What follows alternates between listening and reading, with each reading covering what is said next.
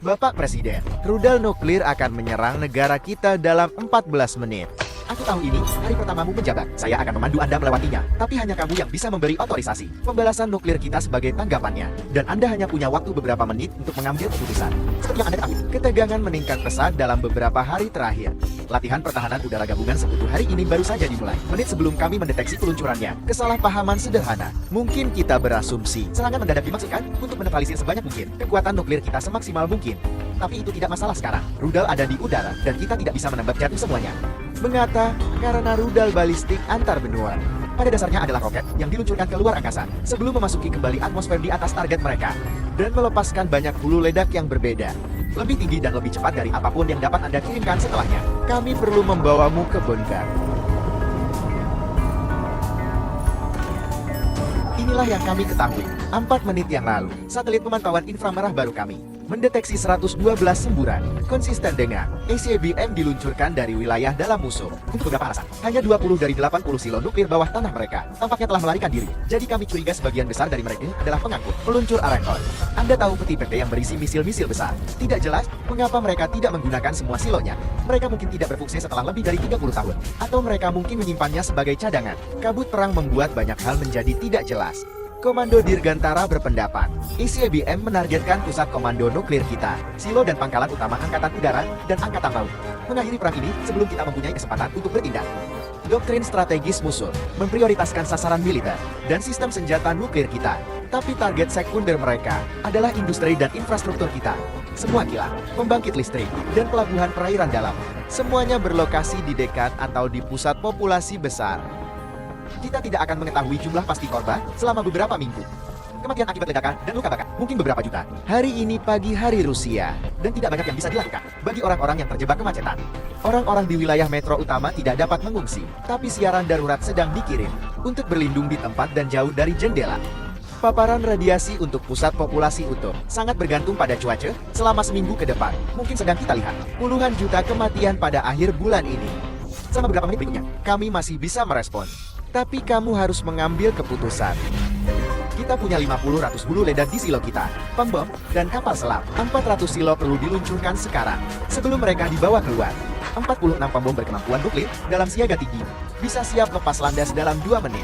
Meskipun kami harus segera mengirimkan pesanannya untuk mengeluarkan mereka dari radius ledakan. Jika Anda ingin mempertimbangkan untuk menggunakannya, dari 40 kapal selam nuklir kami, 5 saat ini berada di laut. Saat mereka terendam, mereka tidak terdeteksi. Jadi itu adalah cadangan kita untuk pembalasan nuklir. Jika kita kehilangan silo dan pembom kita bisa mencoba menggunakannya untuk mengebom sisa-sisanya bidang silo sebelum mereka dapat meluncurkannya.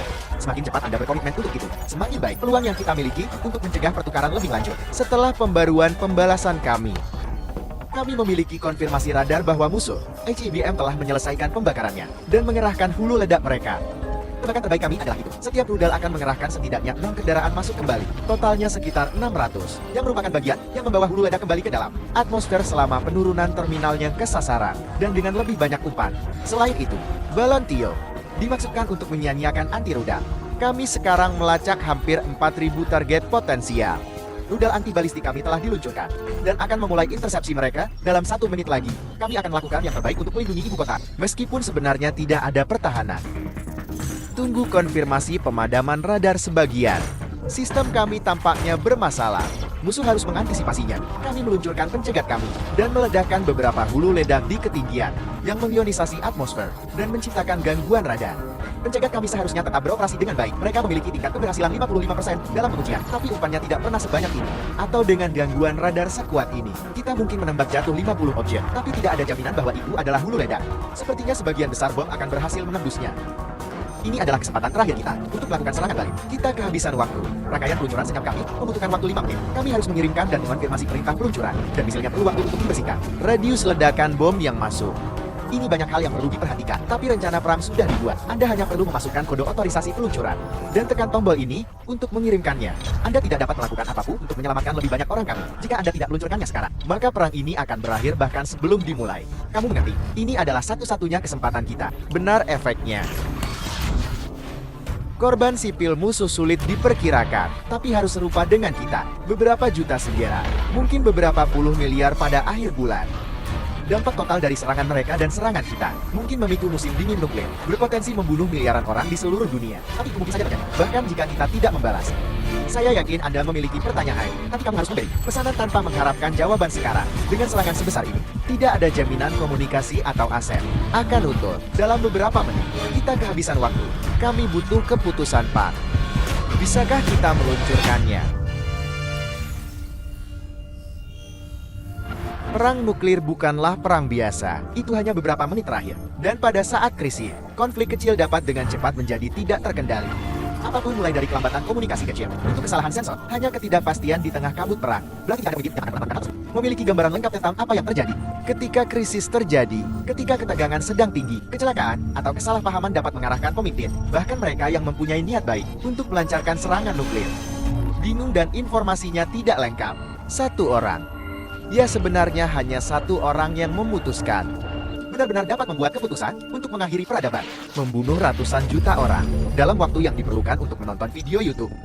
Cerita ini adalah fiksi, tapi dunia sudah sangat dekat dengan hal ini. Beberapa kali pada tahun 1995, radar Rusia mendeteksi rudal peluncuran kapal selam, dan kekuatan nuklir mereka bersiaga penuh.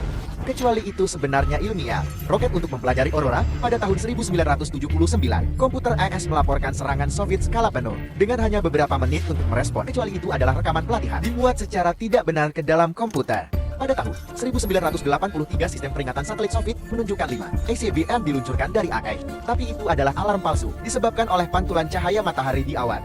Selama krisis rudal Kuba, kapal selam Soviet tanpa kontak ke Moskow selama beberapa hari menyimpulkan bahwa perang nuklir telah dimulai, dan untungnya memutuskan untuk meluncurkan torpedo nuklir. Diperlukan otorisasi 3 petugas. Salah satu di antara mereka, Vasily Archipov, menentangnya. Tapi bagaimana jika dia tidak melakukannya? Perlindungan apapun bisa gagal, tidak peduli seberapa hati-hatinya desain itu dirancang. Dan keputusan sedang dibuat saat ini untuk membangun senjata dan sistem rudal baru yang berkomitmen. Dunia menuju 1 abad lagi kebuntuan nuklir, diperumit lebih lanjut oleh Tiongkok, kemunculannya sebagai negara adidaya nuklir baru. Hanya menerima itu, keberadaan senjata nuklir tidak bisa dihindari. Mungkin berarti penggunaannya tidak bisa dihindari. Tapi dunia tidak harus seperti ini.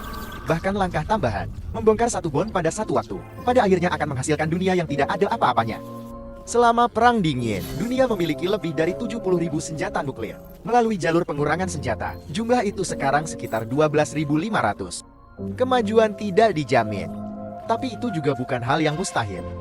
Pemerintah dan militer tidak terpisah dari negaranya. Mereka adalah bagian dari mereka, sama seperti kamu. Anda mempunyai kekuatan untuk mengajukan tuntutan kepada para pemimpin Anda. Dan seringkali hal ini dimulai dengan menyadari suatu masalah.